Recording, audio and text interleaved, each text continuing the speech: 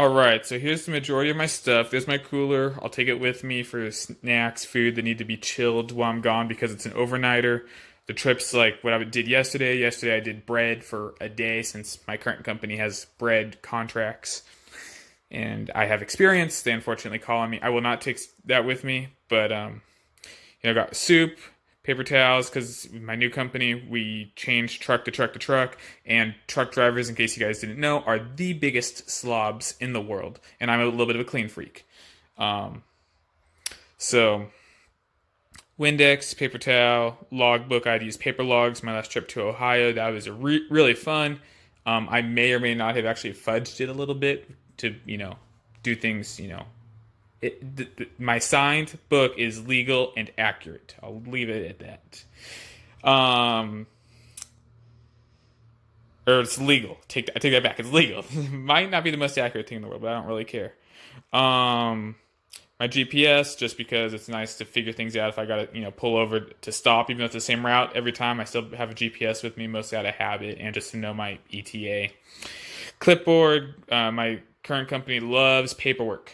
So just keep my paperwork organized with a clipboard, my little cooker thing, light cell wipes to wipe down everything. A lot of guys in my company smoke, wipe all smoke junk away. Graham crackers, snack I'm working on right now, bottles of water. And then over here, just the other day I pulled out my vacuum because a lot of these trucks have APUs and I can vacuum. Don't get distracted by this cardboard stuff. It's all stuff to be burned. All those plastic bags, I just need to throw them somewhere, find them a home, put them all into one or two, and put them somewhere.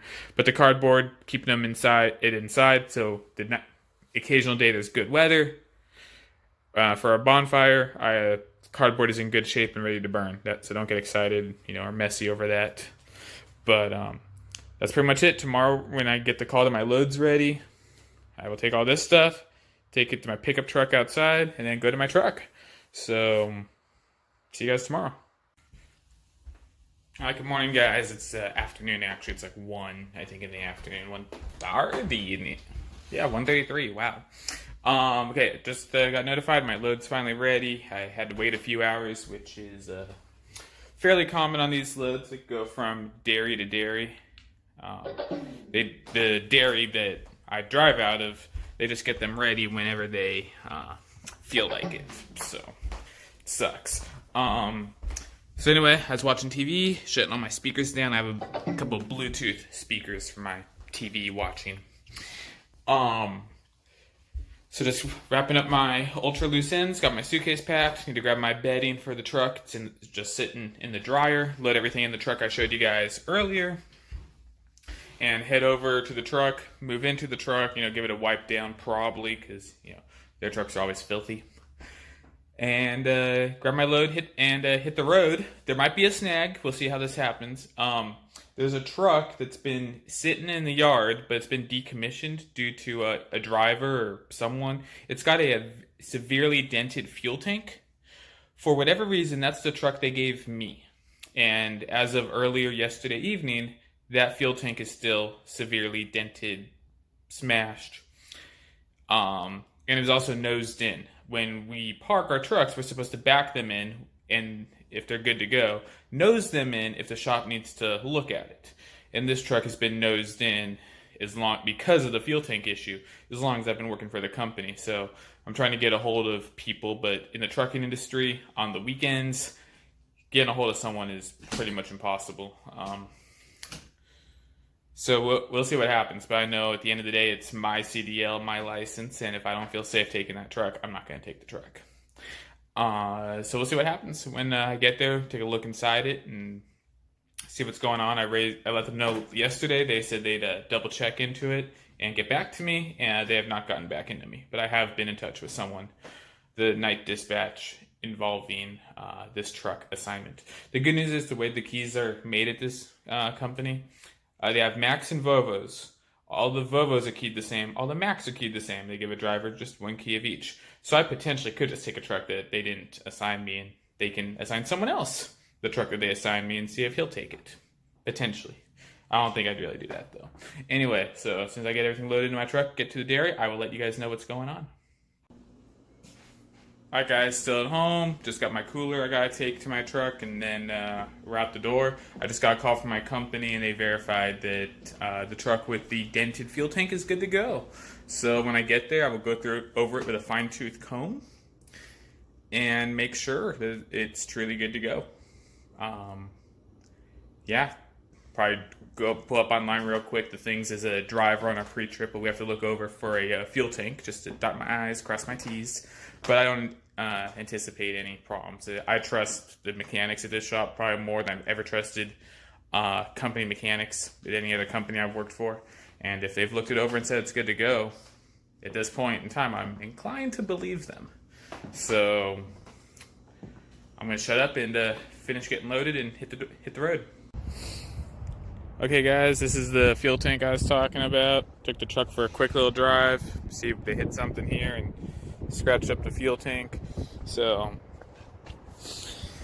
I'm guessing it's okay, but everything else on the truck checks out and it's fine. I need to move my stuff from this truck to this truck, and I need to hit the road. The DEF on this truck, the big truck, is super duper low. It's flashing saying refill now.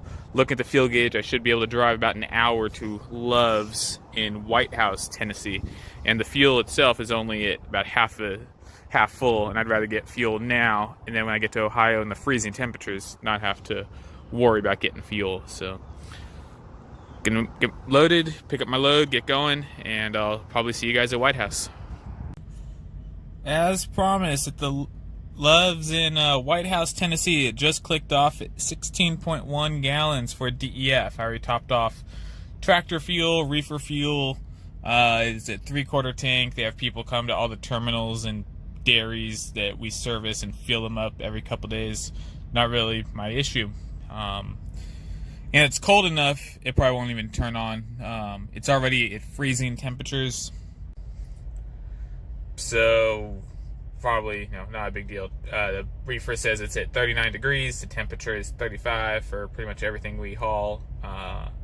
Milk, cottage cheese, yogurt, whatever, all dairy product. So I'm gonna get out back into the cold, remove the nozzle. Well, I'll top off like half a gallon probably of diesel exhaust fluid. That's DEF. Basic, from what I understand, it's basically a combination of cow urine and something else. So the trucking industry recycles. Although it costs drivers a whole lot of money because the DEF systems in the truck, they don't work. But the government knows best. And also, from what I understand too, since the implementation of DEF several years back, crops along freeways are suffering. And I know that the good old black smoke from the trucks is actually good for the soil, because it does go up in the air and everyone freaks out. It settles back down into the ground shortly thereafter if you watch it for a period of time. And that's good for the soil. So my guess is it's the same general concept. It's just this DEF stuff hurts the crops. If anyone knows more about this, specifically on a scientific level, I would love to hear about it. But just the stuff I hear, it doesn't really affect me, so it's kind of one of those things. I got other things I'd rather worry about than this. So, anyway, without anything else, I'm going to shut up and get going, top off my drink inside, because I'm loyal to Love's. I have drink refills, refill my drink, why not? And hit the road. I have 6 hours and 10 minutes to get to Ohio. The load just has to deliver by the end of the day, end of my shift today. It's pretty flexible when I get there. It doesn't really matter, because once I get there anyway, it's probably going to sit around for a day anyway before they even mess with it. So I'm not really in a rush. But because it's freezing, I do not want to stop unless I absolutely have to. So I don't know what the further development of videos will be like. Probably once I get to the dairy, I will film a little something and just show you guys around. Yeah. Hey guys, break time at Pilot, somewhere in Ohio. I've stayed here before. I'm an hour and 45 minutes away. There's no parking, but there's a lot of empty fuel islands. I would not normally do this, or nor would I normally encourage others, but I'm taking my 30-minute break at the fuel island. Only because there's literally two spots with absolutely nobody in them, or anyone blocking them in front. And then, if I'm not mistaken, on the other side of this guy, I think there's one or two where people are pulled up front, but the field itself is empty. No one's using it. So I'm going to try to get my 30-minute break in here, and hopefully be okay. The thing that sucks about this run is if I were to not stop at all, I could do it with about 5 minutes to spare. But it's just kind of like you kind of have to take a break no matter what. When I initially took off, my GPS to what my clock said for a 30-minute break, I think it was actually like 7 or 8 minutes, which means I somehow saved time from normal. But probably I left Nashville late enough, or it is actually right in that sweet spot, right before evening rush hour. I just drove right through Nashville. I didn't slow down, didn't have to. That probably is what saved me some time. But anyway, because of my situation here, I'm gonna eat that can of soup. I'm not going to heat it up or anything. I'm just going to eat it cold. Oh well, it is what it is. Have a drink and hit the road. I'm an hour 40 minutes away. I think I already told you that. For my customer, depending on how I'm feeling, depending on how the road conditions are, because there's a extreme weather warning until tomorrow morning at like 10 in the morning, I think. For freezing, icy conditions, which is not fun. I can sleep at the customer. I can sleep about 1.5 miles away from the customer. We have a terminal there, which is what I prefer because they have a sink, so I can brush my teeth and whatnot. Or maybe I head back a few miles. I don't know, but it's only it's 7 hours and 40 minutes driving to get home. So it kind of depends, but we'll see what happens. So that's it. I'm gonna shut up, eat my food, and I'll talk to you guys later. Alright guys, end of the day. I totally forgot to film anything at the dairy. It's 22 degrees, everything is ice. It was horrible, it sucked. I just wanted to get in, drop my trailer, get out. But I'm at our terminal just up the road from the dairy. They did not have an empty for me. So I'll check in tomorrow morning and see what they got to say. So, don't know if you can hear it in the background or not, I got the APU running with the heat already. I was in one of these trucks, one of our Macs, during that big polar freeze thing that the northeastern United States had. I think actually, almost like the whole right half of the country had, if I'm not mistaken. I went to sleep at -3 degrees, I think it was, and I ran the APU all night long. It took the edge off, but I was freezing. I was not comfortable that night. I woke up several times. It was not a good sleep at all. When I actually got up the next day, my oil temperature before I started the truck was 1. It was cold. But anyway, the other company that I've been with, the APU also keeps the engine fluids warm, meaning the oil and the coolant, if I'm not mistaken. I would say, based on that, these trucks are not set up to do that. But at this terminal, because it gets cold up here in Ohio, they have areas where we can plug the truck in, and the truck has a electric heater. So got both of those, got plugged in first and foremost, turn the APU on, and it's definitely not as cold as it's about 20 degrees warmer than that night of that polar freeze scenario. That just sucked. When I did my pre-trip the next morning, my facial hair started to get frosty and turn to ice. It was the quickest pre-trip I've ever done. It just sucked. Thankfully, I knew about that weather phenomenon, whatever it is called exactly. So I had all the warm clothes. Like, I was warm everywhere except places that were exposed to the elements, and that just made it horrible. So yeah. But so yeah, I'll wake up tomorrow, go back to the dairy, see if they have an empty for me, or maybe I'll check in here at the terminal first. I'm done, and just get some direction. Trying to think, but yeah, this temporary weather thing with the ice, it expires tomorrow morning at 10, which is perfect because I cannot drive until, I just wrote the time down, what is it, 1:30, so yeah, I can't even drive until 11:30. And by then the sun will be up, beating down on the roads, warm things up, because it did get a little dicey at times, because this load was not that heavy. If I was driving all over the country still, I probably would have looked for a place to shut down. But just took it slow and steady, no issue. But I'm so ready for spring to come. Leave it at that. But for every reason, this looks like it keeps me out of focus. I probably tapped something on my phone. My bad. There we go. That looks much better. So anyway, this terminal for whatever reason's locked up. I already went over there, tried to brush my teeth. Can't brush my teeth tonight. So yeah, fresh stick of sugar-free gum. Yeah, and I don't have mouthwash. Probably should have brought it, but oh well. Or at least those packets that you rinse around your mouth and you just swallow it when you're done, because that'd be better than nothing. But oh well. Trying to think what else. If there's anything else to say, I think that's pretty much it.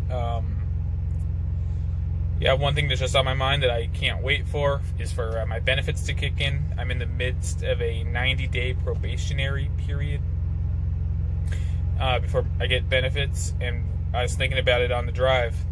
Once my benefits kick in, I need to make an appointment with my regular doctor, and I really need to get back on my ADD medication. I've been off of it now since early November. Life just sucks without it, to be quite frank, in several different ways. I can make a 15-minute one-take explaining how it sucks, so I won't go into that. I'm way overdue to go to the dentist. I have horrible teeth, and I'm closing in on 9 months, I think, since I last went to the dentist. I think the last time I went to the dentist, I had already committed to moving to Tennessee. This is April. It's so late March. So however long it's been a year now. Crap. Yeah, next time I go to the dentist, it's probably not going to be good at all. The good news is my mouth does not hurt. That's the good news. But yes, so regular doctor, dentist. It's time I go to the eye doctor. I have not been to the eye doctor since junior high. The last 2 times I've been to the eye doctor, I have passed out. Anything to do with the eyes just freaks me out, makes me, you could probably get me to throw up due to just getting queasy talking about the eyes over anything else. I do not handle that well, but I can just say my vision is not what it once was, and it's just the smart thing to do. I need to get my eyes checked, even though I'm not looking forward to that at all. I'll probably have someone on either someone take me, or I'll have someone on standby to come pick me up if I have issues. I remember after I passed out, I was very lightheaded, felt ill. It wasn't really ill, but felt that way for about a day afterwards. It just sucked. Then I need to go to the hearing doctor, the ear doctor. I had a lot of ear infections as a kid. I had tubes put in as a kid. Into scar tissue buildup from all that. I have hearing loss problems. And last time I went to the hearing doctor, the ear doctor, was in my senior year of high school. And they basically said that my hearing would improve once that scar tissue was removed. But their advice was to wait about 10 years. It's been about 10 years since I graduated high school. To wait for that technology to become more readily available and refined and perfected and all that fun stuff. Done a little bit of online research, and it seems to be laser removal of scar tissue in the ear has become a fairly normal routine procedure, and I'm ready.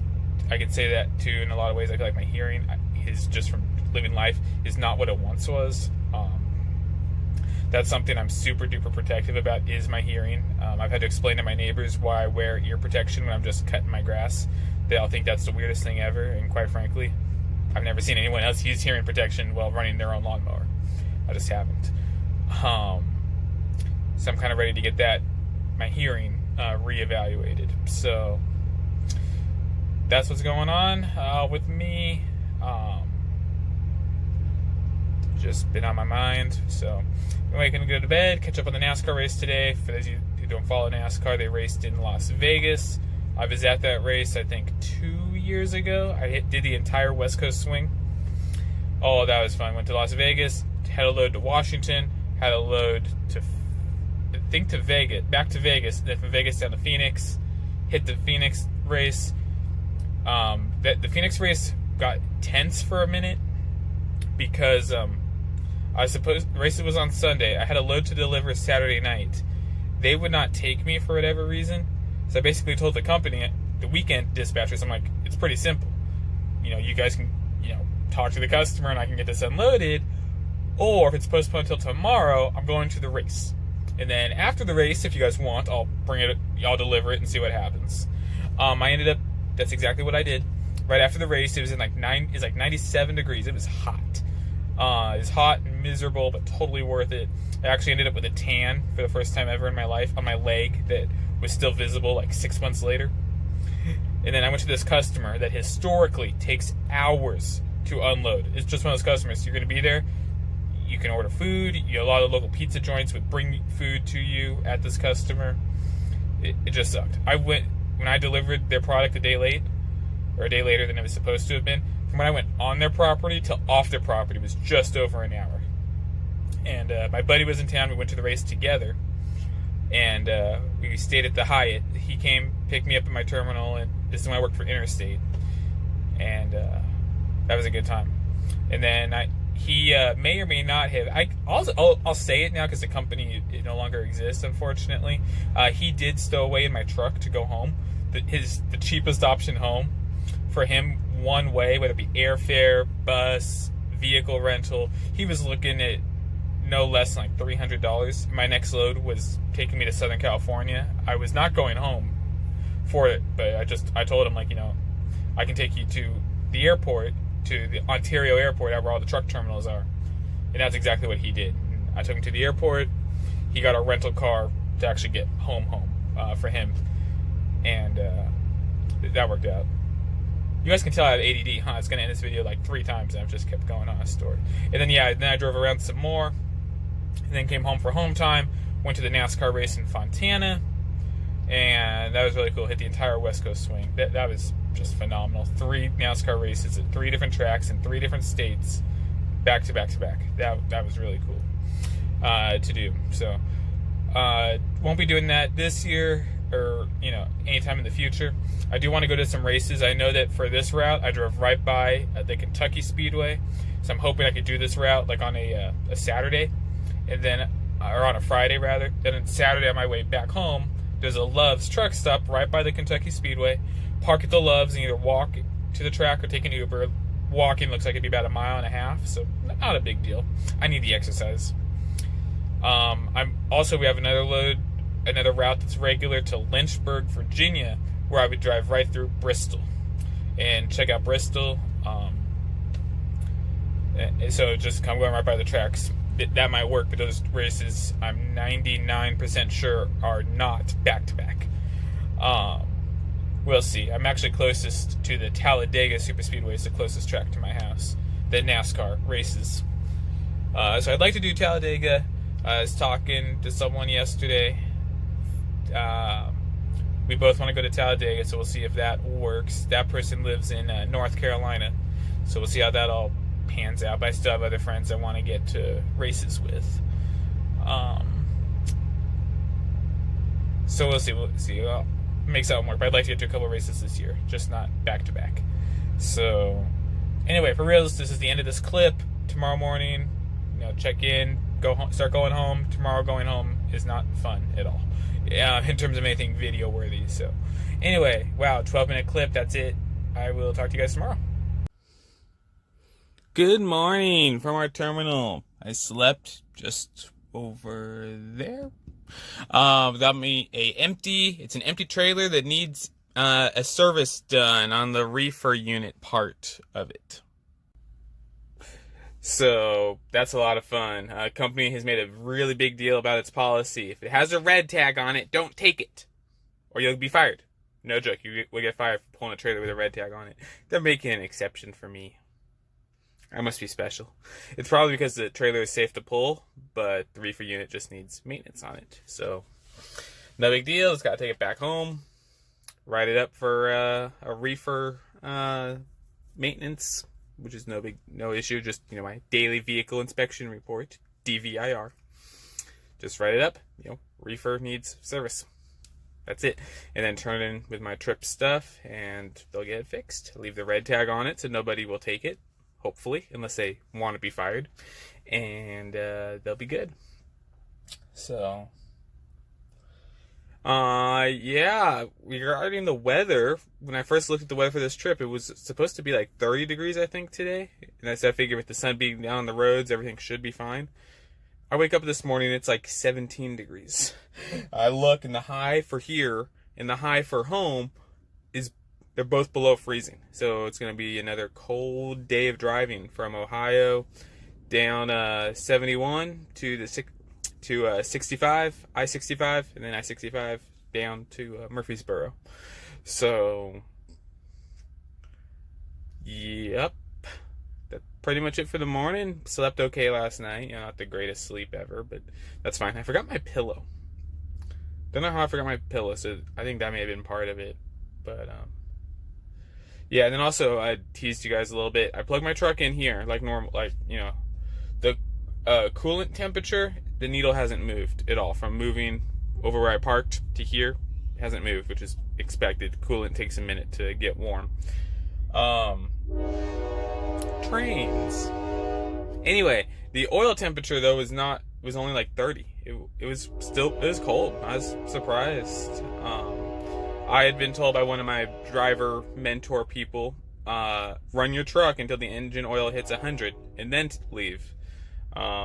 This company, on the other hand, they don't want you to idle at all, pretty much, and it affects your bonus to the rate of at this company, to the effect of 2 cents per mile is your bonus. And basically, the only way to not get it is to idle more than I think 1.5% of the time. Either 1.5 or 2. I just try not to idle at all because I want that 2 cents per mile because I drive a lot of miles at this company. So yeah, so I don't know. The good news is I'm empty, so I'll probably just take it nice and slow out of town, let the engine warm up, and then when I hit the interstate, gas it. The oil temperature right now, I sat and idled it for a minute. It's already up to like 60 something. So not frozen, but it's definitely not, what I was told to keep it at, or to start it off at before you start your day. If I was under a load, I think I'd probably idle it till 100 and then go, but I'm empty, so. Anyway, enough dilly-dally. I'm gonna grab some breakfast, which is just my little grainy snack bar thing, and hit the road. Alright, you guys have stared at me plenty this video. You enjoy my little bit of scenery. I'm at a rest area rather, in Kentucky, a little south of Louisville. It's amazing how my phone makes it look so much brighter than it is outside. Anyway, just stopped here for just used the restroom. I did not film my 30-minute break at all. I just got Subway. It was cold and had a lot of stuff on my phone to get back to, app-wise and whatnot, Facebook, Instagram, all that fun stuff. I did get a phone call during my 30-minute break for my load tomorrow, which is very rare. Normally when I do a load when I'm gone for a day, when I get home, I'm off the next day. Historically how things have gone. I was kind of looking forward to it because there's a Predators game tomorrow, and I've yet to get to a Predators game. I was going to go tomorrow. But anyway, I'm off to Lynchburg, Virginia tomorrow. So tomorrow being probably when you guys see this video, or maybe I'll throw it all together tonight when I get home. I'm undecided yet. But Lynchburg, Virginia, home of Liberty State University. No, it's not Liberty State. Sorry, just Liberty University. They're a NASCAR sponsor. William Byron, 24 car. Yeah, did this route once. A lot of really tight turns, a lot of low bridges. But I've been there before and I survived. So I know what works. But the last turn there is super duper sharp and weird, and I would need a bit of cooperation from cars to do it. During the day, and the turn was so tight, I will spend some time looking for an alternative route, just in case my load is ready early enough that I get there during the day when there's going to be a lot of cars. That's a turn that I do not want to have to encounter during the day. That's how bad it was. But when I first got there at like midnight, when the sidewalks were rolled up and no one was on the roads, it was kind of eerie feeling actually. Not bad, 'cause I had the entire street to myself, but Anyway, gonna go into that building over there. Last time I was here, about 5 days ago, they were redoing the men's room. So curious to see if it's done or not and how it looks. And that's pretty much it. I got yelled at the last time by someone who didn't know any better. There's a hallway that runs through this whole building here. The men's room is on this side. The women's room is on that side. Well, they cut the women's room in half, and half of it became the men's room. So the signs, even though it's a public hallway, that's not in any way, shape, or form inappropriate or anything, the men's side restroom is labeled here on this door, on this entrance. Women's on the other side. A lady saw me come out, and she sees it labeled women's restroom, permanently. That's a permanent thing. And she saw me come out. She was not happy about that. And I told her very calm and collectively, when you step inside there and the men's room is the first room on the left, and that this door does not lead to the men's room, you'll be okay. And I just kept walking. I don't know how she felt, but she got triggered. It was, oh gosh, that was funny. To me, it was more funny than anything else, but yeah. So anyway, I'm gonna end this clip. Talk to you guys in a minute. Hey guys, long time no chat. It was at the rest area in Kentucky yesterday. I got home. It was below freezing. It was like 20 degrees. It sucked. I basically just moved most of my stuff out of the truck. I'm in the same truck for today. So I basically just kind of took out the important things that I absolutely positively do not want to lose, because there's a chance that truck could get reassigned to somebody else.